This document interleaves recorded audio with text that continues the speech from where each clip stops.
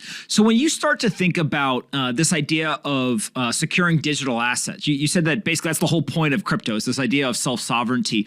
What are some of the things that people should be looking at when they're evaluating how they are going to secure their assets? There's, in my mind, a couple of different things they can do, right? That you have wallets that are attached to regulated exchanges. You have software wallets, you have hardware wallets, you have cold storage, you have multi-sig, all these different ways to secure these digital assets. How do you walk people through kind of the evaluation process for what's the right thing for them and what they're trying to accomplish? I mean, the main question is always like, where are the private keys? And so if you trust a third party with your private keys, the question becomes, okay, what's the actual security they have, and what are the rules of governance?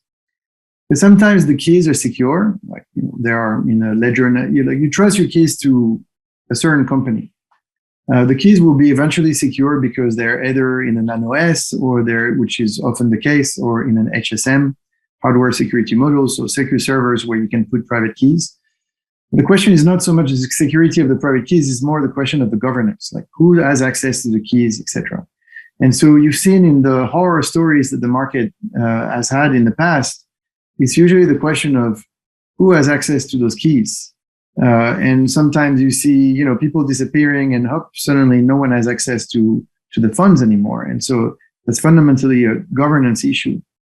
And so it's very hard for consumers to figure that out. So usually, trust the big guys that have the funds to pay you back in case they're being hacked. This is what Binance does really well with their Seifu funds, or when you have a company like Coinbase that is now sort of regulated and listed, eventually they pay you, they'll pay you money back, but there is always a risk. And, actually, if you look at the deal that you have with your bank, now I'm talking about the fiat system. If your bank goes bankrupt, actually, they don't owe you much. Like if you have $1 million in your bank account and, they go bankrupt, they don't have actually to pay you back. And so when you work with a custodian, or if you trust a custodian with your money, like it obeys the same rules. There is no guarantee that you ever see your money if something happened. And in the case of crypto, there is a strong case that these exchanges or, custodian could be hacked. And so really the question becomes, what is the security layer they run on? If you look at Kraken, for example, and what JC says and what Kraken says publicly, they say, don't leave your funds on the exchange and, retrieve your funds and, keep them securely with you on a self-custody wallet. Okay, and then the question becomes, okay, but now if I'm self-custodying my funds, what should I do? So pro tip of the day, never leave your funds on a software wallet, on your phone or on your computer. These are not secure enough. We have actually videos you can look on our website where we extract the private keys of software wallet in less than 30 seconds. It's almost all software wallets. And it's not really their fault. It's just the fact that software wallets rely on computers or phones that have not been designed for security. And so you can attack the phone or the computer at the operating system level and sort of drain everything that sits on top of it. So software has not been designed to secure crypto private keys. So really, if you're self-custodying your keys, hardware is your only bet today. It's not just your best bet, it's your only bet. So if you have your coins in a MetaMask, for example, please do pair it with a hardware wallet. We believe Ledger is the best hardware wallet right now in the market, but there are others. And the private keys need to be in hardware. So if you're self-custodying the keys, it has to be in secure hardware at some point. So when you start to think about that hardware wallet itself, you've talked a little bit about the best practices for securing things. How should people evaluate hardware in terms of what they should use, what they shouldn't? I always tell folks, a simple thing is don't buy any hardware device from a third party. Go and buy it directly from the creator, whether it's Ledger or somebody else. But when you all think about building these products, how do you expect the end user to actually evaluate the hardware? Are there certain features that are more important than others, or what's that evaluation process look like? First of all, I think that if you're going to handle your own security, you need to spend the time and, to educate yourself. I think, trying to fast track yourself into this world is a bad idea. So there is a lot of educational content everywhere on sort of everything. Ledger has a lot of educational content in the Ledger Academy, and we spend a lot of time and money just to build this content so people know what they're doing. And so know that when you go to self-custody, it's a bit like in the Matrix, you're taking the red pill, I think. So you're exiting from the Matrix.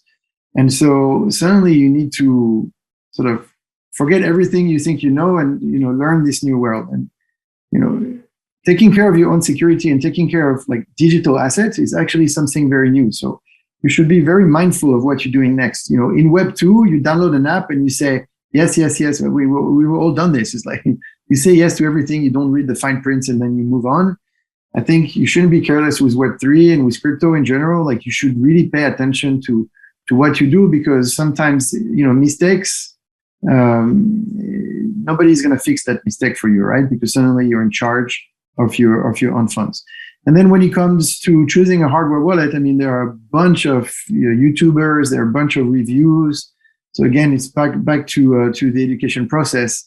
And like hardware wallets are battle tested every day. So you can read reviews, you can read about, what's safer. Usually Ledger rates pretty highly. So basically the answer is get a Ledger. Anthony, that's the best answer I can give you right now. Of course, that's what you think, right? Let's switch gears. It's actually documented. I mean, Ledger is the safest out there. We sold 5 million devices versus the rest of the market that have sold, around 1 point something. And also now, seriously, the good way of thinking about a hardware wallet is, it's two things. It's security, but also ease of use. So security, you can document yourself. Ledger ranks pretty high when it comes to security. Actually, it ranks the highest. When it comes to ease of use, then it becomes the software. Okay, what is the software that comes with the hardware wallet, that is provided with a hardware wallet? So at Ledger, we have Ledger Live. Ledger Live is becoming a really great value proposition in itself, like as a wallet in itself. I mean, it's great.